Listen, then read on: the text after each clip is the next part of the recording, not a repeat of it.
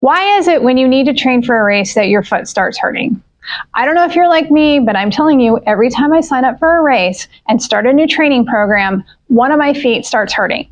Or sometimes it's my knees, or maybe it's my hips. However, today it's my foot. So what I want to talk to you about today is what you can do at home to treat yourself if you have foot pain.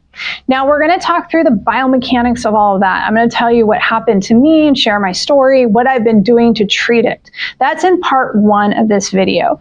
The next video to be released will be part 2, and in it I'm going to talk about the long-term side effects of this, including what I did to change my training schedule, what I've used to help heal it long-term.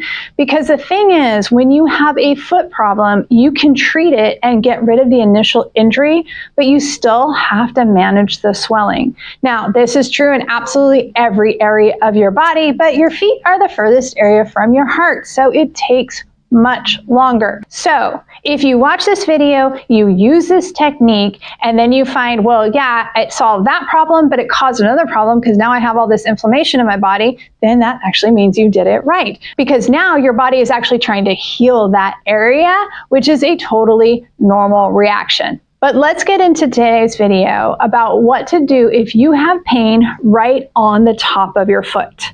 So my story is I went to Hawaii. I don't know if it was snorkeling. I don't know if it was hiking in Tivas. I don't know exactly what it was. But when I got back, I had pain right on the top of my foot. So it was right here, and it was pretty sore and painful. But much like many of you, I thought, it'll be fine. I'll just give it a week.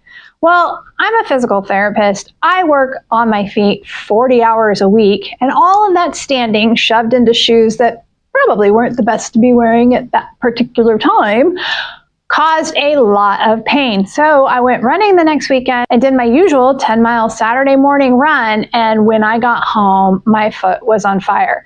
Now at this point, it wasn't just top of the foot pain, it was all of the foot pain. So lesson number 1, friends. If you don't treat the initial pain, it's going to spread and get worse. So I highly recommend treating the pain as soon as it starts. Tip 2 is if you're having foot pain, it's probably best to take some time off from running, walking, or any weight-bearing activities other than what you need to do for your daily activities.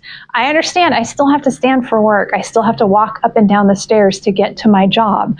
Obviously, I still have to do those things. However, in part 2 of this video, you'll find out more about how much time I took off and what I needed to do actively during that time to actually help my foot to heal. All right, so the pain was right on the top in the middle of my foot. Now I will tell you, my particular pain was actually this bone right here, which is called the navicular.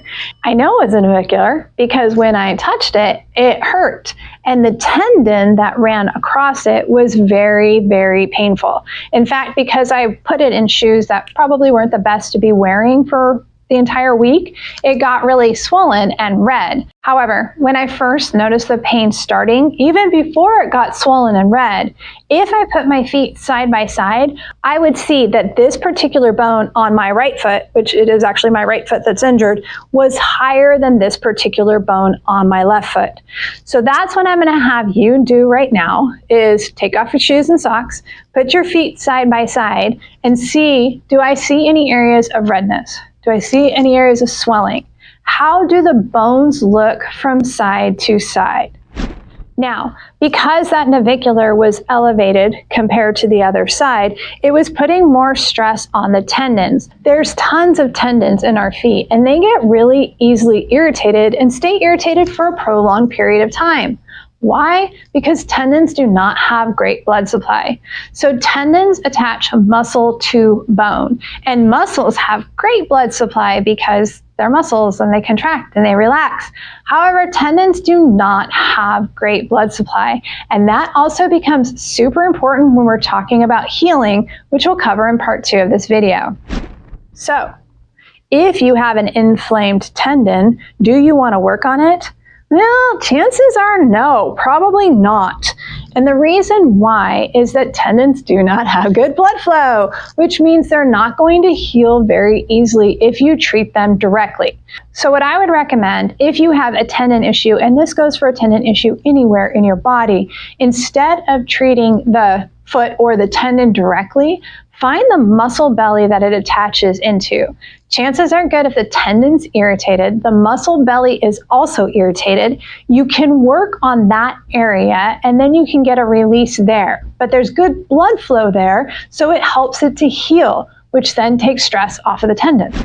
All right, so for me, the tendons that were irritated were the toe extensors. So those lift the toes up. Those are the ones that are on the top of your foot. So what I did is I found their muscle belly, and you'll be able to feel this if you just move your toes up and down and put your hands on the top of the foot so you feel the tendons moving and follow them up. You'll be able to feel the muscle in the front of your calf that's contracting and relaxing. So then I just went and I poked around and found some tender areas, and boy, there was more than one, let me tell you. And I just did some self-massage on those areas. Now, when I'm doing self-massage, especially if I'm doing it in my foot or lower quarter, so a calf or anything like that, what I like to use is Deep Rub. So this is a product by True Love. I'll link it below.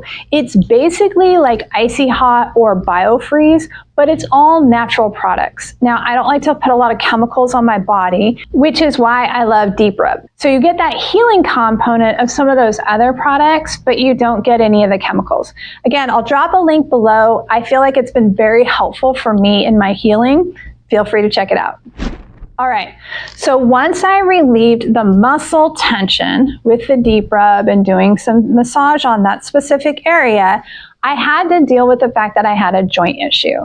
Now, this is really difficult when we're talking particularly about the navicular, because the navicular does not move like a regular joint. When we study it in school, they talk about it as if you're riding a motorcycle.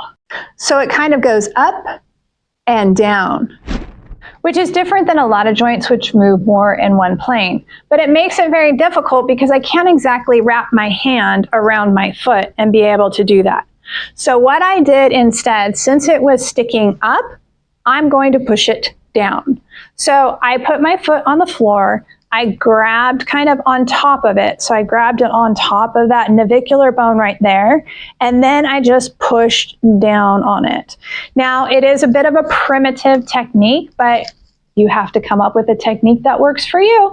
So I went ahead and did that until I could feel a good stretch in the ligaments that were in between those joints.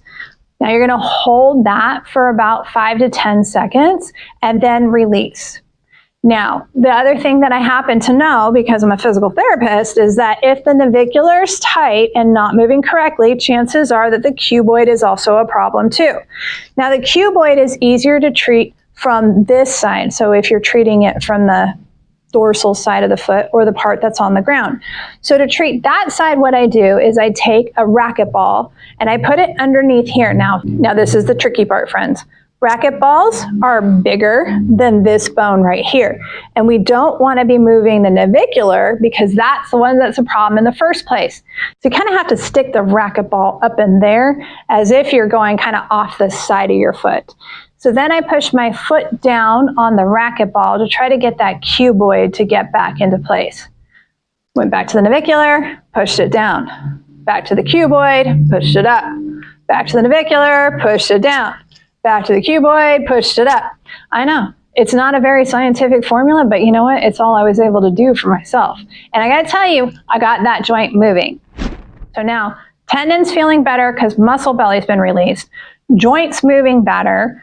What happens next? A whole bunch of inflammation, which is normal. So the whole point is that I'm getting the body to respond with an inflammatory response. I have given it stimulation that says this area needs to heal. If you get inflammation after doing this, that's actually, pat yourself on the back. That's kind of what you're trying to create. However, you do have to manage it. That's where the deep rub came in very handy for me because it helps to decrease that inflammation a little bit. I did some ice packs. Now, I usually recommend ice packs for 3 to 5 minutes. That's what the research indicates. I feel like on the foot, it doesn't need to be that long. I usually do ice packs on the foot for about 2 minutes. You don't want to have too much cold down there, just enough to kind of calm things down a little bit and manage it. So if you have pain on the top of your foot and you can look down at your foot and see that one of your bones is sticking up higher than the other, I highly recommend trying this technique, and you can pretty much do it on any bone that's in your foot. Now, if you're like, I'm not sure if mine's a navicular or if it's another bone, just try it. Just be very careful that you're not pushing too far or too hard. You don't want to end up causing another problem in the first place. Now, we just signed up to run the Dopey, which is 48.6 miles in 4 days in January of 2025, which is absolutely 100% ridiculous. But if you would like to follow along with our journey, click subscribe to this channel. We're going to have a whole Run Disney and Dopey line where we're going to be talking about training plans, about how we're doing, what we're using for hydration, fuel, all of those things. We're going to be talking all things Run Dopey to help you create the best Dopey for yourself. If you have any questions, feel free to drop them below. Happy to make a video to help explain that better for you. And if you want to hear about the long-term healing plan for this foot problem, I'm going to have you watch the next video right over here.